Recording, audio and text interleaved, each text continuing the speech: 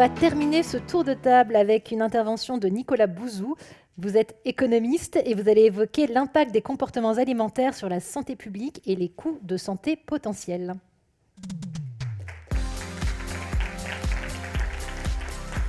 Alors, je vais aussi rebondir sur un certain nombre de choses qui ont été dites. Je trouve ça plus intéressant de m'inscrire dans les pas de mes prédécesseurs, même si je suis de loin le plus incompétent de cette assemblée, parce que je suis un généraliste, mais je vais vous dire deux mots sur le télétravail, deux mots en effet sur la prévention et la nutrition, et puis je vais essayer de faire le lien entre les deux au regard de ce qui a été dit.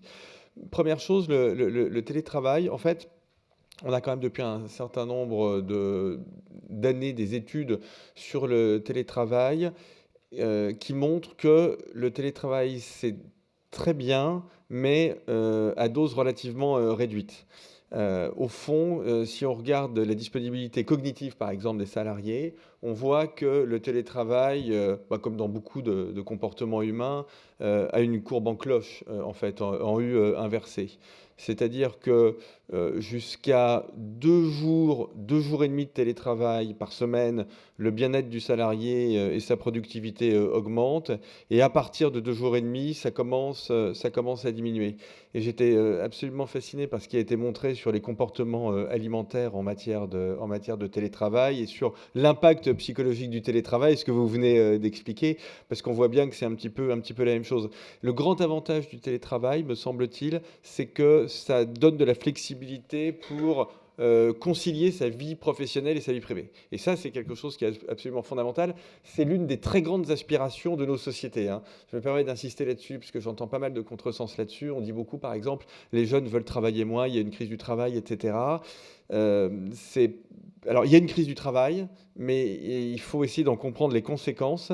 Et l'une des grandes conséquences de la crise du travail, c'est pas que les gens sont devenus, c'est pas qu'il y aura une espèce de mouvement de paresse dans nos sociétés. C'est pas exactement ça.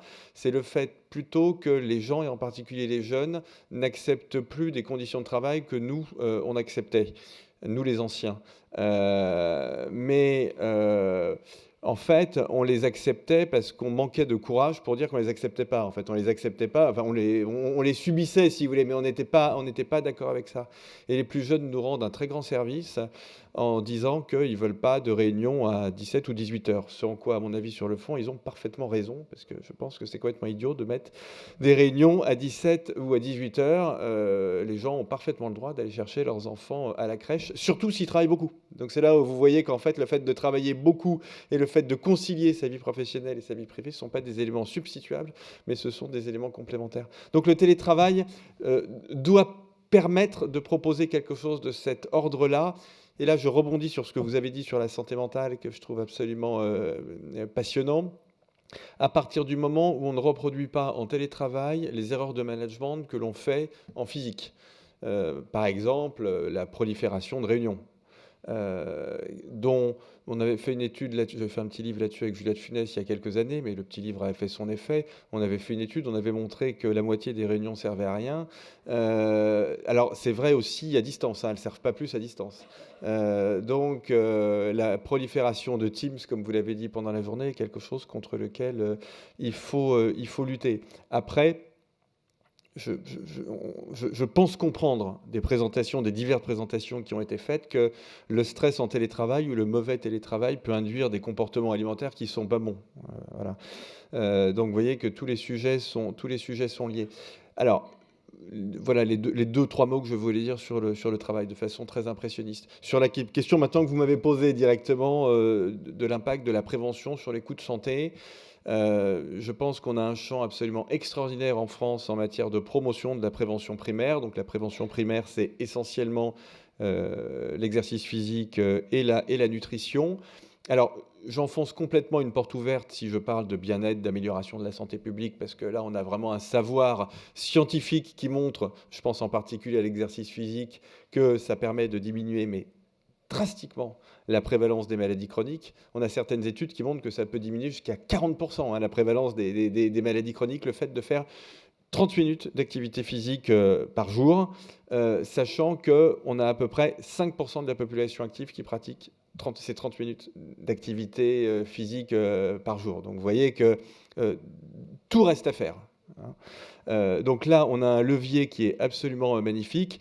C'est vrai aussi dans le domaine de l'alimentation. On sait très bien, par exemple, que la consommation de sucre est un immense problème et que si on arrivait à avoir une prévention efficace pour augmenter fortement l'activité physique et pour diminuer la consommation de sucre, on aurait des résultats sur la santé publique qui seraient des résultats absolument exceptionnels. Et alors pourquoi ça m'intéresse, moi qui ne travaille pas chez Danone, moi qui ne suis pas un spécialiste de la nutrition et qui ne suis pas médecin, ben, ça m'intéresse pour deux raisons.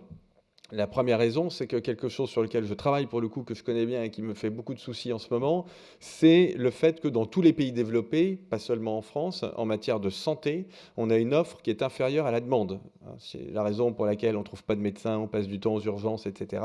C'est lié à des problèmes qui sont français, des problèmes d'organisation, etc. Mais c'est quelque chose qu'on trouve quand même dans beaucoup de pays dans le monde, hein. C'est vraiment lié à ce déséquilibre entre l'offre et la demande en matière de santé. Et l'un des moyens, alors il faut augmenter l'offre en matière de santé, mais l'un des moyens de réguler la demande et de diminuer notamment la pression sur les hôpitaux, ben, c'est de faire en sorte qu'on traite les sujets de santé beaucoup plus en amont qu'on a pu le faire par le passé, parce qu'on n'avait pas le savoir scientifique, parce que ça ne faisait pas partie de nos réflexions. Et donc, si vous avez beaucoup de gens qui font de l'activité physique, vous en aurez moins, même s'il y aura peut-être un petit peu plus de traumatologie, mais enfin, globalement, on aura quand même beaucoup moins de gens dans les hôpitaux. Et surtout, on aura moins, et c'est quand même ça le grand défi aujourd'hui des systèmes de santé, on aura moins de maladies chroniques. Je dis que c'est le grand défi parce que les maladies chroniques, c'est des parcours de soins qui sont longs, qui sont parfois compliqués, et donc c'est pas facile de s'adapter à ça. Donc ça, c'est la première raison pour laquelle la question de la prévention est très importante. La deuxième raison, bah, c'est la régulation des coûts de santé. Alors là, j'arrive sur des sujets qui sont vraiment les miens pour les coups. Pour le coup, on a des dépenses de santé qui sont très fortement orientées à la hausse dans tous les pays développés pour des raisons qui sont sur lesquelles il n'y a rien à dire, hein. Parce que la population vieillit, et c'est très bien, parce que les thérapies sont de plus en plus coûteuses, elles sont de plus en plus efficaces, mais elles sont de plus en plus coûteuses dans tout un tas de domaines, notamment dans l'oncologie, hein, la maladie chronique est de plus en plus chronique par excellence. Donc vous voyez, on a vraiment des pressions en matière de coûts, alors même que, notamment en France, les dépenses de santé sont socialisées. En France, elles ne le sont pas intégralement, mais pas loin. La dépense de santé individuelle en France est la plus faible de tous les pays de l'OCDE, hein. La dépense de santé individuelle, c'est les dépenses de santé, moins ce qui est pris en charge par l'assurance maladie, moins ce qui est pris en charge par les complémentaires santé. Donc c'est ce qui n'est pas socialisé. À partir du moment où on a une dépense socialisée, bah, il faut qu'on ait des mécanismes de régulation de la dépense. Et la prévention est un bon moyen de régulation de la dépense. Alors, je ne vais pas rentrer dans les détails parce que ce n'est pas le cœur de notre sujet. Pas tous les types de prévention. Il y a des types de prévention qui coûtent très cher, notamment ce qu'on appelle la prévention secondaire. Ça peut coûter très cher et c'est bien à titre individuel, mais pas forcément à titre collectif. Faire à tout le monde une radio des poumons pour essayer de déceler un cancer du poumon, c'est bien si on le fait à titre individuel, mais à titre collectif, en fait, c'est économiquement pas efficace parce que ça va coûter cher pour une économie qui n'est pas si évidente. En revanche, diminuer la consommation de sucre ou faire de l'activité physique, alors ça, je peux vous garantir que c'est coût efficace. C'est-à-dire que là, ça ne coûte pas grand-chose et vous régulez véritablement les dépenses.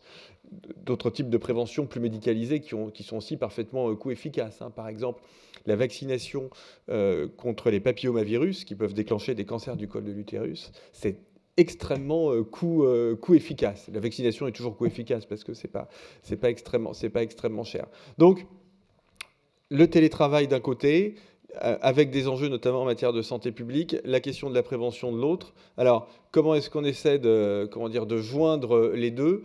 Bah, l'un des éléments de réponse a été donné dans l'une des slides que vous avez présentées, que j'ai trouvé absolument passionnante, sur la différence de comportement alimentaire entre le fait d'être chez soi ou le fait d'être au bureau, et notamment dans le cas des grandes entreprises comme Danone, mais c'est assez souvent le cas, vous l'avez dit, de déjeuner dans un restaurant d'entreprise. En fait, on voit bien que les comportements ne sont pas les mêmes. Ça veut dire quelque chose qui est très important, qui peut sembler être une porte déjà ouverte, mais qui ne l'est pas. Ça veut dire que nos comportements alimentaires dépendent très largement de la disponibilité de l'alimentation. Et ça, c'est absolument fondamental.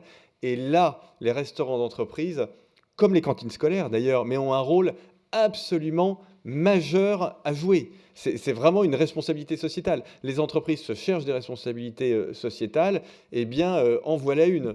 Mettre à disposition des fruits, par exemple, ou des soupes de légumes, j'en sais rien. Je ne suis pas spécialiste, il y a des spécialistes dans cette salle de ces sujets-là, mais mettre ça à disposition des collaborateurs, ça c'est absolument, absolument fantastique. Et cette question de la disponibilité, mais vous la voyez partout. Moi, ça me rend dingue, notamment... J'ai parfois pris cet exemple, je suis désolé pour ceux qui l'ont déjà entendu, mais vous arrivez dans un séminaire d'entreprise et puis il y a une espèce de bol de bonbons au milieu, quoi. Mais déjà, j'ai plus 5 ans. Non, mais je trouve ça infantilisant. J'ai plus l'âge de manger des crocodiles Haribo et en plus, c'est pas bon pour ce contre quoi on essaie de lutter, si vous voulez. Donc, c'est pas, il faut vraiment faire évoluer ce genre de choses. Et là, je crois vraiment à la responsabilité sociétale des entreprises. Voilà les quelques mots que je voulais vous dire en conclusion de ce premier tour de piste.